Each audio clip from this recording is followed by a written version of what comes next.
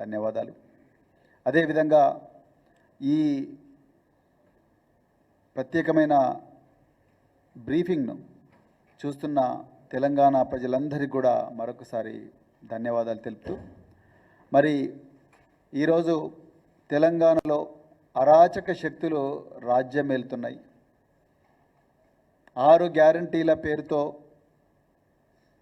తెలంగాణ ప్రజలందరి మీద కూడా మత్తుమందు చల్లి వాళ్ళందరి ఓట్లు దండుకొని 7వ గ్యారంటీగా ప్రజాకర్షక పాలన ఇస్తాను అని చెప్పిన రేవంత్ రెడ్డి ఈరోజు ప్రజా వ్యతిరేక పాలన, ప్రజల మీద ప్రతీకార పాలన, తెలంగాణ ప్రజల మీద విద్వేషపూరిత కక్షగట్టి పాలిస్తున్న తీరు మీదనే ఈరోజు మరి మేము మాట్లాడదలుచుకున్నాం.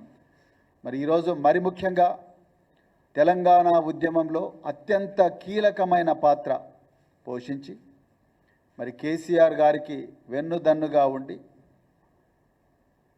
7 సార్లు ఎమ్మెల్యేగా ఎన్నికై సిద్దిపేట నియోజకవర్గం నుండి మరి తెలంగాణలో నీటిపారుదల శాఖ, అదేవిధంగా మార్కెటింగ్ శాఖ, ఆర్థిక శాఖ, మరి ముఖ్యంగా కోవిడ్-19 మహమ్మారి తెలంగాణ సమాజాన్ని కబలిస్తున్న సమయంలో ఆరోగ్య శాఖను తనదైన శైలిలో మరి నిర్వహిస్తూ తెలంగాణ ప్రజలందరి మన్ననలు పొంది దేశంలోనే తెలంగాణను ఒక గొప్ప రాష్ట్రంగా తీర్చిదిద్దిన మరి మాజీ మంత్రివర్యులు సిద్దిపేట శాసనసభ్యులు శ్రీ తన్నీరు హరీష్ రావు గారి మీద రేవంత్ రెడ్డి కక్షగట్టి ఒక చక్రధర్ గౌడ్ అనే ఒక నేరస్తుడితో, సిద్దిపేటకు చెందిన చక్రధర్ గౌడ్ అనే నేరస్తుని పంజాగుట్ట పోలీస్ స్టేషన్లో 1205/2024 అనే అక్రమ కేసు పెట్టించిన తీరు గురించి ఈరోజు తెలంగాణ ప్రజలందరికీ కూడా చెప్పాలని ఈ మీడియా సమావేశం పెట్టడం జరుగుతూ ఉన్నది. మొట్టమొదట నేను రేవంత్ రెడ్డి గారికి ఒక్కటే వార్నింగ్ ఇస్తున్నా. రేవంత్ రెడ్డి, నువ్వు ఎన్ని అక్రమ కేసులు పెట్టినా, ఎన్ని కవ్వింపు చర్యలకు పాల్పడ్డా, నువ్వు ఎంత నీచ స్థాయికి దిగజారినా హరీష్ రావు గారు, కేటీఆర్ గారు, మిగతా అందరూ భారత రాష్ట్ర సమితి నాయకులందరూ కూడా తెలంగాణ ప్రజల పక్షాన్నే ఉంటారు.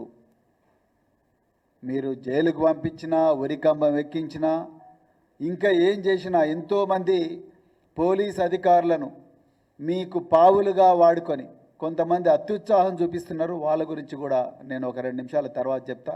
అధికారులు, ఐఏఎస్ అధికారులు, ఐపీఎస్ అధికారులు, వాళ్ళ గురించి కూడా చెప్తాను. మీరు ఎంతమంది అధికారులను పావులుగా వాడుకున్నా హరీష్ రావు గారు తెలంగాణ ప్రజల పక్షాన్నే ఉంటారు. ఇది గుర్తుపెట్టుకో. నీలాగా ఓటుకు నోటు కేసులో రెడ్ హ్యాండెడ్గా దొరికి జైల్లో గడిపిన వ్యక్తి హరీష్ రావు గారు కాదు. 7 సార్లు ఎన్నికయ్యి నిరంతరం తెలంగాణ ప్రజల గుండె చప్పుడుగా మారిన వ్యక్తి ఇలా హరీష్ రావు. మరి అలాంటి వ్యక్తి మీద మీరు ఏవో కోడిగుడ్డు మీద ఈకలు పీకే ప్రయత్నం చేస్తున్నారు. ఆకాశం మీద ఉమ్మేసే ప్రయత్నం మీరు చేస్తున్నారు. ఇది మీ వల్ల కాదు.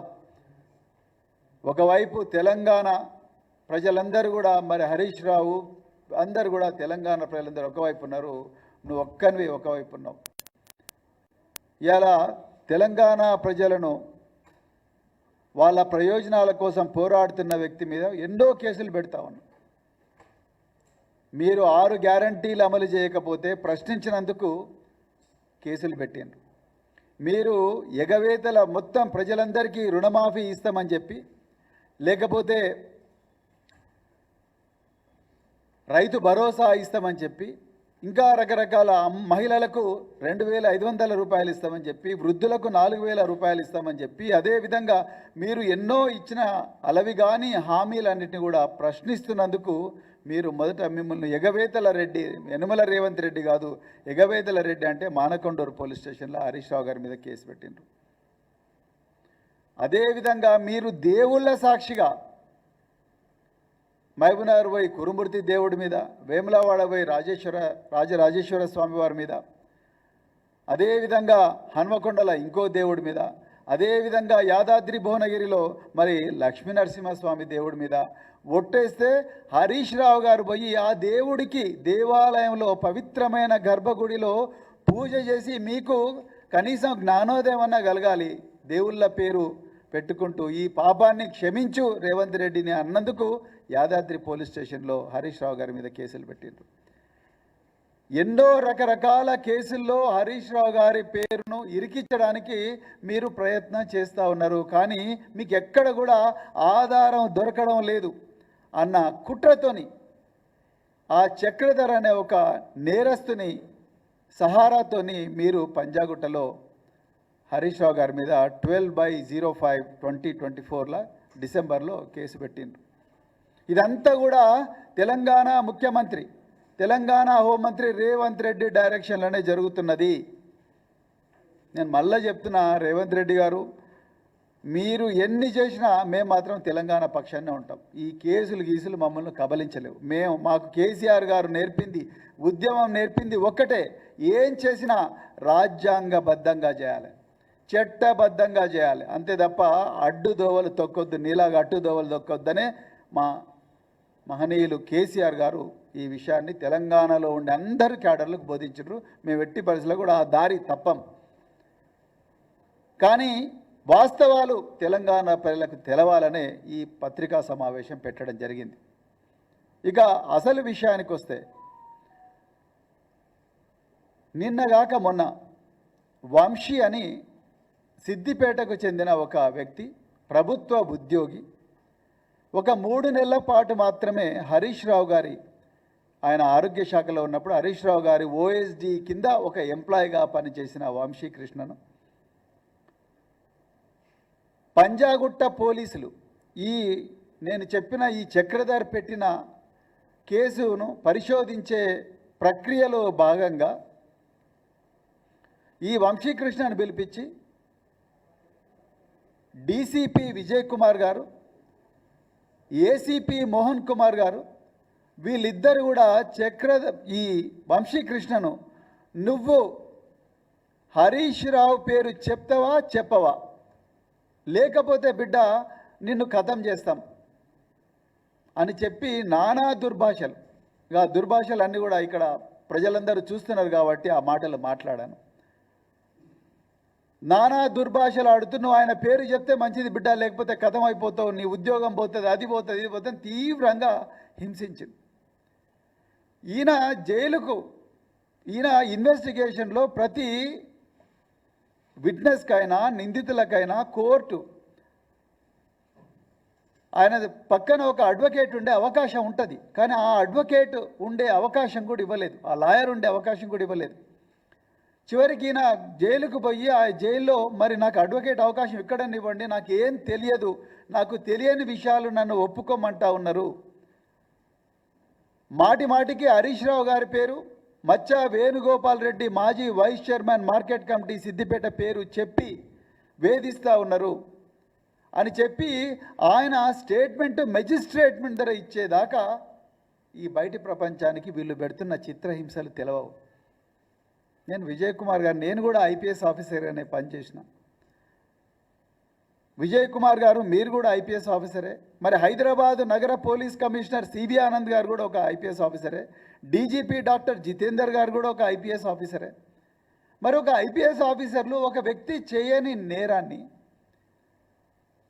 మళ్ళీ ఒప్పుకోమని 3-4 సార్లు చిత్రహింసలు పెట్టాల్సిన అవసరం ఏమున్నది? అంటే రేవంత్ రెడ్డి ఇన్ని అక్రమమైన ఆదేశాలు ఇస్తుంటే మేము చెయ్యలేము, ఇది మా వల్ల కాదు అని మీ పదవులు వదిలేసి మేము వేరే పోస్టింగ్లో పోతాం, మేము ఈ అక్రమమైన పని చేయమని ఎందుకు చెప్పలేకపోతున్నారు మీరు? ఇదేనా మీరు రాజ్యాంగంలో నేర్చుకున్నది? ఇదేనా మీరు చట్టపరంగా నేర్చుకున్నది? ఒక నేర చరిత్ర ఉన్న వ్యక్తి చక్రధర్ గౌడ్ గురించి కూడా 2 నిమిషాలు చెప్పాలి ఇక్కడ.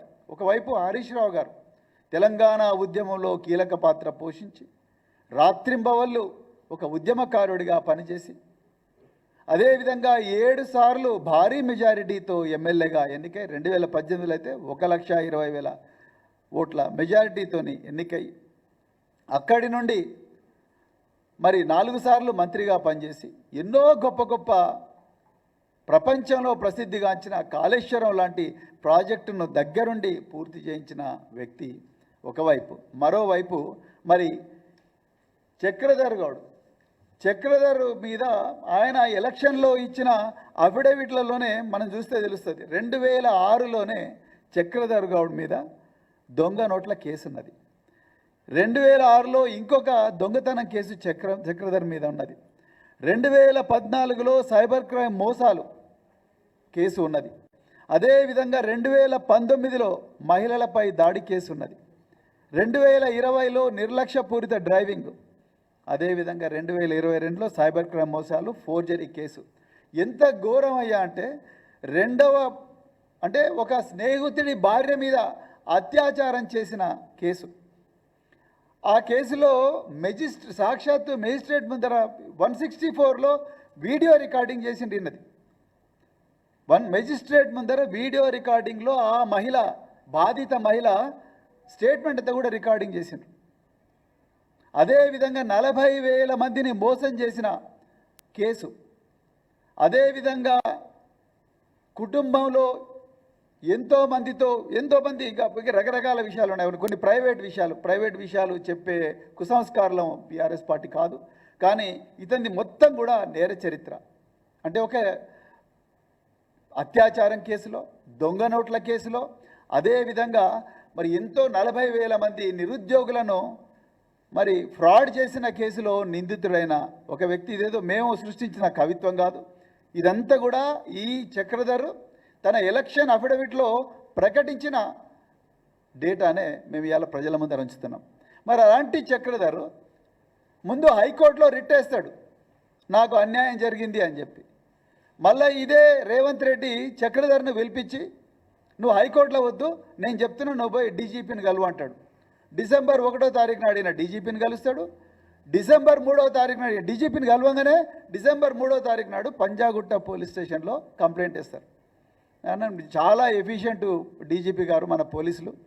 మరి మేమైతే ఇప్పటి వరకు 100 కంప్లైంట్లు ఇచ్చినాం మాకు జరుగుతున్న అన్యాయం మీద, ఇంతవరకు ఒక్క ఎఫ్ఐఆర్ కూడా కాలేదు. నేను గత నెల కేటీఆర్ గారి మీద ఘోరంగా మరి రేవంత్ రెడ్డి ఫార్ములా ఈ కేసులో జమైన నిందితుడు రేవంత్ రెడ్డి అని చెప్పి నేను కూడా ఒక కంప్లైంట్ ఇచ్చిన, అది క్లోజ్ చేసిందని చెప్పిండు. అట్లా మేము ఇచ్చిన ప్రతి కంప్లైంట్ కూడా ఆధారాలతో ఇచ్చిన కంప్లైంట్ కూడా మొత్తం క్లోజ్ చేసిండు, ఒక్కటి కూడా ఎఫ్ఐఆర్ కాలే.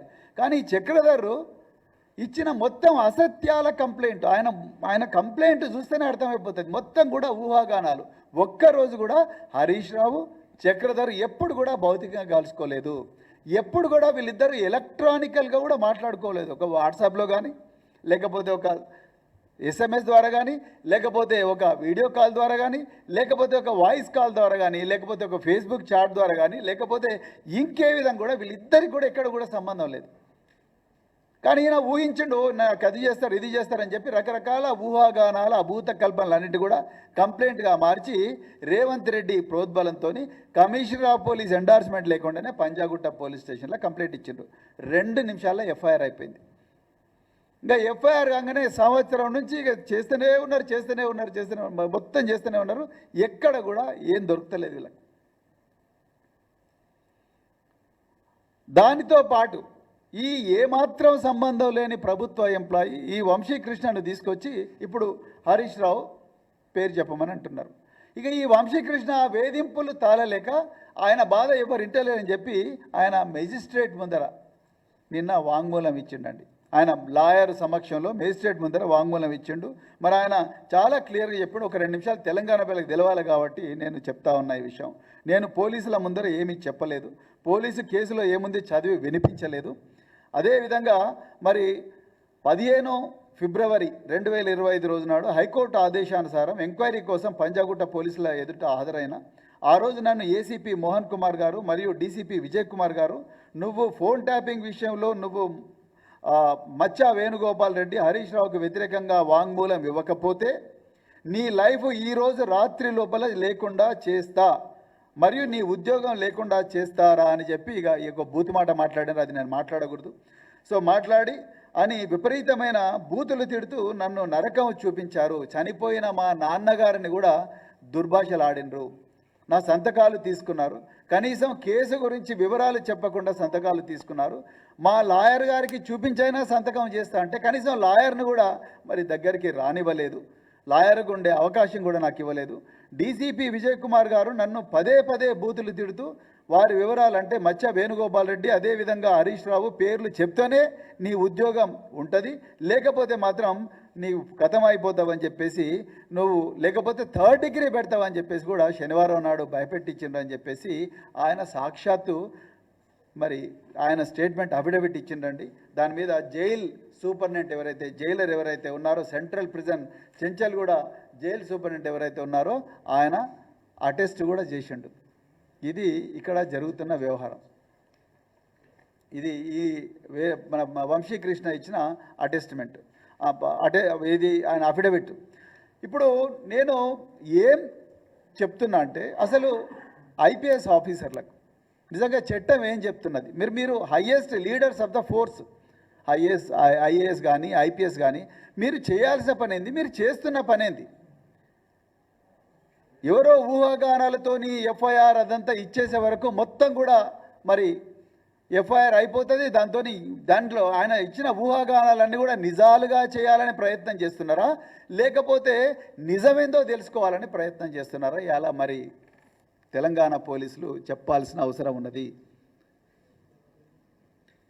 మీరు ఆయన ఊహాగానాలు ఇస్తే ఎఫ్ఐఆర్లో ఉన్నదంతా కూడా ఎట్లా నిజం చేయాలనే ప్రయత్నం చేస్తున్నట్టుగా తెలుస్తూ ఉన్నది. మీరు లేకపోతే ఏమాత్రం సంబంధం లేని హరీష్ రావు గారి మీద, మచ్చ వేణుగోపాల్ రెడ్డి మీద ఎందుకు మాటిమాటికి వంశీకృష్ణను మీరు టార్చర్ చేస్తున్నారు? అంటే రేవంత్ రెడ్డి క్లియర్గా ఏం చేయాలనో చెప్తా ఉన్నారు. మరి ఎన్ని రోజులు ఉంటాడు రేవంత్ రెడ్డి ముఖ్యమంత్రిగా?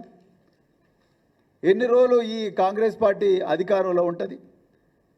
కేసీఆర్ గారు మాకు మొదటి నుంచి ఒకటే చెప్పారు, అధికారులను ఎప్పుడు కూడా మనం వాళ్ళ పేర్లు తీసుకోవడం కానీ, ఈ ఉద్యమ ప్రస్థానంలో కానీ, ఉద్యమ తర్వాత అధికారం వచ్చినప్పుడు కానీ ఎప్పుడు కూడా వాళ్ళని ప్రశంసించిన చరిత్రనే మరి బీఆర్ఎస్ పార్టీకి, టీఆర్ఎస్ పార్టీకి ఉంది తప్ప ఎప్పుడు కూడా పేర్లు పెట్టి విమర్శించే సంస్కృతి బీఆర్ఎస్ పార్టీకి ఎప్పుడు లేదు. కానీ ఈరోజు మేము వీళ్ళ పేర్లు చెప్పాల్సి వస్తున్నదంటే ఎంత దుర్మార్గాలకు ఒడిగడుతున్నారో ఇలా పోలీసులు ఒకసారి ఆలోచించండి. హరీష్ రావు గారి మీద, ఇదే హరీష్ రావు గారి మీద మైనంపల్లి హనుమంతరావు గజ్వేల్లో కాంగ్రెస్ పార్టీ కార్యకర్తల సమావేశంలో పెట్రోలు పోస్తా కాలబెడతా హరీష్ రావును అంటే కూడా Siddipet commissioner of police Anuradha ఇంతవరకు కేసు బుక్ చేయలేదు. నిన్నగాక మొన్న సోషల్ మీడియాలో హరీష్ రావు గారికి, కేసీఆర్ గారికి పెద్ద ఎత్తున యుద్ధం, ప్రచన్న యుద్ధం నడుస్తున్నది అని చెప్పి ఒక ఫేక్ న్యూస్ మరి ప్రచారం చేస్తే అది మేము సైబరాబాద్ పోలీస్ కమిషనరేట్లు ఇస్తే ఇంతవరకు అది ఎఫ్ఐఆర్ కాలేదు. బంజారాహిల్స్ పోలీస్ స్టేషన్లో కూడా ఎన్నో కంప్లైంట్లు ఇచ్చిన ఎఫ్ఐఆర్ కాలేదు. కానీ కాంగ్రెస్ వాళ్ళు గాంధీ భవన్లో ఆగమేఘాల మీద కంప్లైంట్ రాసి పంపిస్తే ఎక్కడ పడితే అక్కడ ఎడా కేసులు పెడుతున్నారు. జర్నలిస్టుల మీద అయితే ఎన్ని కేసులు పెట్టినరో. రాజ్ కుమార్ అనే వ్యక్తి, గౌతమ్ అనే వ్యక్తి ఎక్కడెక్కడో జాఫర్గా ఉంటే రాత్రికి రాత్రి హైదరాబాద్ సైబర్ క్రైమ్ పోలీసు వాళ్ళు తీసుకుపోయి రాత్రి తీసుకొస్తున్నారు, మళ్ళీ జైలు నుంచి బయటికి రాగానే మళ్ళీ తీసుకొస్తున్నారు. బెయిలబుల్ కేసుల్లో కూడా కోర్టుల ముందర ప్రొడ్యూస్ చేయమంటారు. డాక్టర్ ఎర్రోల శ్రీనివాస్ ఏం పాపం చేసిండు? ఆయన బంజారా హిల్స్లో కౌశిక్ రెడ్డి గారితో అపాయింట్మెంట్ తీసుకొని ఆయనంబడి కంప్లైంట్ ఇవ్వడానికి పోతే ఆయనను కూడా ఉదయం 6 గంటలకు ఇంటి నుంచి తీసుకొచ్చి ఇచ్చిండ్రు. పాడి కౌశిక్ రెడ్డి కంప్లైంట్ ఇచ్చిండు, ఆయన కారును సీజ్ చేసిండ్రు. కంప్లైంట్ ఇవ్వడానికి పోతే కారు సీజ్ చేసిండ్రు.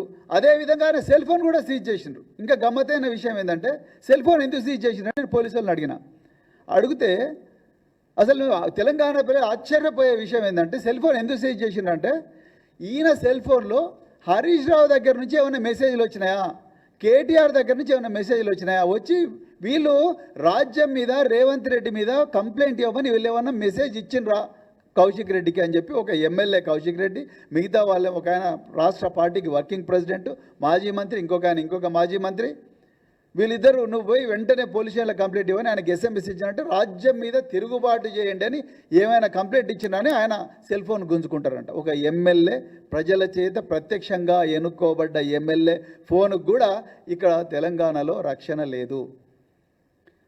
ఖమ్మంలో వరద బాధితుల గురించి వాళ్లకు జరుగుతున్న అన్యాయం గురించి తుమ్మల నాగేశ్వరరావు కానీ పొంగులేటి శ్రీనివాసరెడ్డి కానీ మిగతా వాళ్ళు వీళ్ళందరి వద్ద వాళ్ళ జరుగుతున్న అన్యాయం గురించి ఖమ్మంలో వరద బాధితులకు ఆ బాసటగా నిలవాలని పోతే అక్కడ మీద హరీష్ రావు గారి మీద రాళ్ల దాడి చేసిండ్రు. రాళ్ల దాడి చేసి ఉల్టా ఆయన మీదనే మళ్ళీ కేసు పెట్టిండ్రు. దాడి చేసేది మీరే, మళ్ళీ కేసు పెట్టేది మీరే. తెలంగాణ ప్రజలకు రుణమాఫీ రావడం లేదంటే మళ్ళీ కేసు, తెలంగాణ ప్రజలకు రైతు భరోసా రావడం లేదంటే మళ్ళీ కేసు. కేటీఆర్ గారు ఏసీబీ విచారణ ముగించుకొని రోడ్డు మీద నడిచి వస్తుంటే మీడియా వాళ్ళు మాట్లాడుతూ ఉన్నారు. మిమ్మల్ని ఏమేమి ప్రశ్నలు అడిగారు, మేమేం చెప్పిన అడుగుతున్నా, నడుచుకుంటా కారు ఎక్కుకుంటా మాట్లాడుతున్నాడు. మాట్లాడితే నువ్వు రోడ్డు మీద పర్మిషన్ లేకుండా నడిచినావు మళ్ళీ కేసు. నిన్నగాక మొన్న సిరిసిల్లలో కేటీఆర్ గారి బొమ్మ ఒక చిన్న హోటల్ మీద ఆయన బొమ్మ పెట్టుకొని ఆయన అభిమాని పెట్టుకుంటే ఆ అభిమాని షాపు తీసేసిండ్రు, నీకు ట్రేడింగ్ లైసెన్స్ లేదని. అంటే ఇంత కక్ష ఎందుకు మీకు, ఇంత విద్వేషం ఎందుకు, ఇంత క్రోధం ఎందుకు, ఇంత అమానవీయంగా ఎందుకు ప్రవర్తిస్తున్నారు? కేసీఆర్ గారు ఎప్పుడైనా చేసిండ్రా? మరి పివి నరసింహారావు గారు మీ పార్టీ, కాంగ్రెస్ పార్టీ, ఈ దేశానికి ప్రధానమంత్రిగా పనిచేసిండు, ఈ రాష్ట్రానికి ముఖ్యమంత్రిగా పనిచేసిండు. ఈ దేశం ఊబిలో చిక్కుకొని పోయి ఉంటే మరి దాన్ని రక్షించే గొప్ప బృహత్తర ప్రయత్నం చేసిండు, దేశాన్ని కాపాడిండు అని చెప్పేసి ఆనాడు కేసీఆర్ గారు వారి విగ్రహాన్ని పెట్టిండు. మీ పార్టీ అవమానిస్తే మా పార్టీ వారిని సత్కరించింది, ఒక చరిత్రలో నిలబెట్టింది. వారి పుత్రికైన వాణిదేవి గారికి ఎమ్మెల్సీ టికెట్ ఇచ్చింది. రాజశేఖర్ రెడ్డి గారు, దివంగత రాజశేఖర్ రెడ్డి గారు ఆరోగ్యశ్రీ పెడితే దాన్ని కేసీఆర్ గారు రద్దు చేయలేదు కదా, ఫీ రీఎంబర్స్మెంట్ స్కీమ్ను రద్దు చేయలేదు కదా, ఉచిత విద్యుత్ను రద్దు చేయలేదు కదా. మరి అదేవిధంగా మరి మీరెందుకు ఇట్లా చేస్తున్నారు? మీరు ఎందుకు ఇంత కసితో పనిచేస్తూ ఉన్నారు? ఎందుకు ఇట్లా అక్రమంగా కేసులు పెడతా ఉన్నారు? దీని గురించి తెలంగాణ ప్రజలందరూ కూడా ఆలోచించాల్సిన అవసరం ఉన్నది. ఇప్పటి వరకు బీఆర్ఎస్ పార్టీ ఇచ్చిన ఏ ఫిర్యాదును కూడా ఎఫ్ఐఆర్గా మరి మార్చలేదు.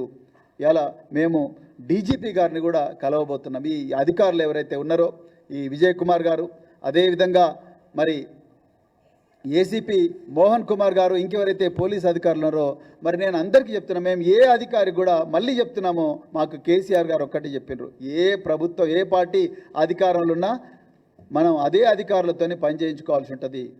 దాంట్లో మంచోళ్ళు ఉంటారు, చెడ్డోళ్ళు ఉంటారు, కానీ అందరినీ కలుపుకొని పోవాల్సి ఉంటుంది అని చెప్పే కేసీఆర్ గారు మాకు చెప్పిండ్రు. కానీ కాంగ్రెస్ పార్టీ మాత్రం కొంతమంది అధికారులను విచ్చలవిడిగా ప్రవర్తించే విధంగా మరి తయారు చేస్తూ ఉన్నారు. సిరిసిల్లలో కలెక్టర్ గారు చాలా లూజ్ కామెంట్స్ చేశారు. అదేవిధంగా వికారాబాద్లో మరి రాజ్యాంగేతర శక్తి అయిన తిరుపతి రెడ్డి గారికి రెడ్ కార్పెట్ వెల్కమ్ మరి ప్రతిరోజు కూడా ఎవరు మరి వికారాబాద్ కలెక్టర్ గారు చేస్తూ ఉన్నారు. కొంతమంది అధికారులు మరి కేసీఆర్ గారి మీద డైరెక్ట్గా కూడా స్టేట్మెంట్లు ఇచ్చే స్థాయికి కూడా పోయింది. నేను ఇవాళ పోలీస్ అధికారులకు అదేవిధంగా మిగతా డిపార్ట్మెంట్లో ఉన్న అధికారులందరికీ కూడా మళ్ళొక్కసారి చెప్తున్నా, దయచేసి రాజ్యాంగబద్ధంగా పనిచేయండి, చట్టబద్ధంగా పనిచేయండి. రేవంత్ రెడ్డి ఇచ్చే అక్రమ ఆదేశాలను బేఖాతరుగా తిరస్కరించండి. మీకేం కాదు, ప్రజలు కాపాడుకుంటారు, చట్టమే కాపాడుకుంటుంది, రాజ్యాంగమే కాపాడుకుంటుంది. అంతే తప్ప ఈ వంశీకృష్ణన్ కదా మీరు ఒంటరిగా కూర్చోబెట్టి బిడ్డను హరీష్ రావు పేరు చెప్తావా లేకపోతే చేస్తావా అని చెప్పి బెదిరిస్తే మాత్రం తప్పకుండా ఇబ్బందులు ఎదురవుతాయి. ముందనే చెప్తున్నా, చట్టం చాలా గొప్పది, న్యాయ వ్యవస్థకు చేతులు జోడించి నేను ధన్యవాదాలు తెలుపుతా ఉన్నా. హరీష్ రావు గారు మరి వెంటనే వారు క్వాష్ పిటిషన్ వేసిండ్రు. ఏది 3వ తారీఖు నాడు ఎఫ్ఐఆర్ కాగానే 4వ తారీఖు నాడు 5వ తారీఖు నాడు క్వాష్ పిటిషన్ వేస్తే ఏసీపీ పంజాగుట్ట ఆయన ఇచ్చిన కౌంటర్ అఫిడవిట్ చూస్తే మాత్రం మాకైతే ఫ్యూజులు ఎగిరిపోయినాయి. ఆయన కౌంటర్ అఫిడవిట్లో ఈ చక్రధర్ అనే వ్యక్తి అత్యంత గొప్ప వ్యక్తి, స్వాతంత్ర సమరయోధుడు, ఆయన కన్నా గొప్ప వ్యక్తి ఎవరు లేరు ఈ ప్రపంచంలో అన్నట్టుగా ఇచ్చిండు. ఆయన నేర చరిత్ర గురించి ఒక్క సెంటెన్స్ కూడా రాయలేదు.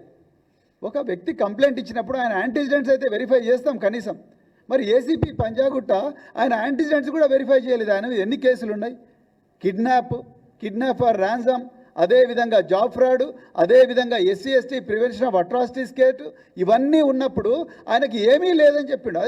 సాక్షాత్తు మేజిస్ట్రేట్ ముందర 164 సిఆర్పిసికి స్టేట్మెంట్ రికార్డ్ చేస్తే ఆ స్టేట్మెంట్ కూడా తప్పని మోహన్ కుమార్ అంటున్నాడు. అంటే మేజిస్ట్రేట్ గొప్పనా, మరి ఏసీపీ మోహన్ కుమార్ గొప్పనా, నాకైతే అర్థం కాలేదు. అదే కాకుండా ఈ కేసులో హరీష్ రావు గారు క్వాష్ పిటిషన్ వేస్తే ఢిల్లీ నుంచి కోట్ల రూపాయలు పెట్టి సుప్రీంకోర్టు అడ్వకేట్లను తీసుకొచ్చి కేసు నిలబడాలంటున్నారు.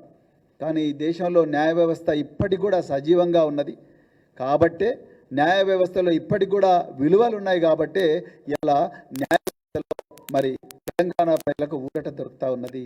అది హైడ్రా విషయంలో కానీ ఇక రకరకాల విషయాలు కానీ ఈ తెలంగాణ ప్రజల పక్షాన నిలబడి పోరాటం చేస్తున్న హరీష్ రావు గారు కానీ, కేటీఆర్ గారు కానీ, ఇంకెంతో మంది నాయకులు మరి వీళ్ళందరూ కూడా బీఆర్ఎస్ లీగల్ సెల్ ఆధ్వర్యంలో చేస్తున్న పోరాటంలో న్యాయ వ్యవస్థ కొంత కాపాడుతూ ఉన్నది, ఊరటిస్తూ ఉన్నది. కానీ పోలీస్ అధికారులు మాటి మాటికి మీరు తప్పులు చేస్తున్నారు. దయచేసి గుర్తుపెట్టుకోండి, మీరు మాటి మాటికి తప్పులు చేస్తూ ఉన్నారు. రేవంత్ రెడ్డి కాంగ్రెస్ పార్టీ ఇచ్చే అక్రమ ఆదేశాలను మీరు ఆలోచించకుండా పాటిస్తూ ఉన్నారు. వాళ్ళ దౌర్జన్యాల్లో మీరు భాగస్వాములు అవుతూ ఉన్నారు. ఇది చరిత్ర గుర్తుపెట్టుకుంటుంది. అన్ని శాఖల అధికారులకు కూడా మేము ఇదే చెప్తున్నాం. దయచేసి ఇది మర్చిపోకండి. చరిత్ర తెలంగాణ ఇవన్నీ గుర్తుపెట్టుకుంటారు.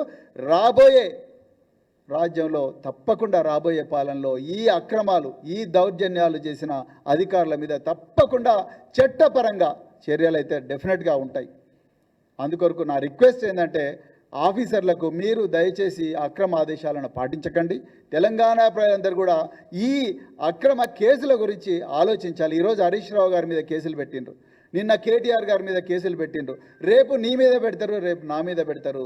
అందుకొరకే ఈ అక్రమ కేసులకు వ్యతిరేకంగా పోరాడాల్సిందిగా మరి తెలంగాణ ప్రజలను కూడా మరి కోరుకుంటూ మరి అవకాశం ఇచ్చిన మీడియా మిత్రులందరికీ కూడా హృదయపూర్వక ధన్యవాదాలు చెప్తూ ముగిస్తున్నాను. జై తెలంగాణ. ఇప్పుడు డీజీపీ గారికి కూడా మరి కంప్లైంట్ ఇవ్వడానికి వెళ్తున్నాము. సో తప్పకుండా అధికారుల మీద యాక్షన్ తీసుకోవాలి. అదేవిధంగా ఇదే కంప్లైంట్ ఇవ్వాలని వెళ్తున్నాం డీజీపీ గారికి కూడా. ఆ అధికారుల మీద శాఖాపరంగా అదేవిధంగా చట్టపరంగా యాక్షన్ తీసుకోవాలి. అదేవిధంగా హరీష్ రావు గారి ప్రాణాలకు మరి కాంగ్రెస్ ప్రభుత్వం నుంచి ప్రమాదం ఉన్నది. అదేవిధంగా ఈ కేసులో మిగతా అమాయకులైన వ్యక్తులు ఎవరైతే ఉన్నారో వాళ్ళకు కూడా పోలీసుల నుంచి మరి వాళ్ళ ప్రాణాలకు కూడా ప్రమాదం ఉన్నది. వాళ్ళందరికీ కూడా రక్షణ కల్పించాలి. తెలంగాణ ప్రజలకు ఈ కాంగ్రెస్ దుష్టపాలన నుంచి రక్షణ కల్పించాలని చెప్పేసి మేము ఈరోజు మరి గౌరవ డీజీపీ గారిని కలవడానికి వెళ్తున్నాం. సో ఈ విషయం కూడా మీ అందరికీ చెప్పాలని అనుకుంటున్నాం. మరొకసారి జై తెలంగాణ.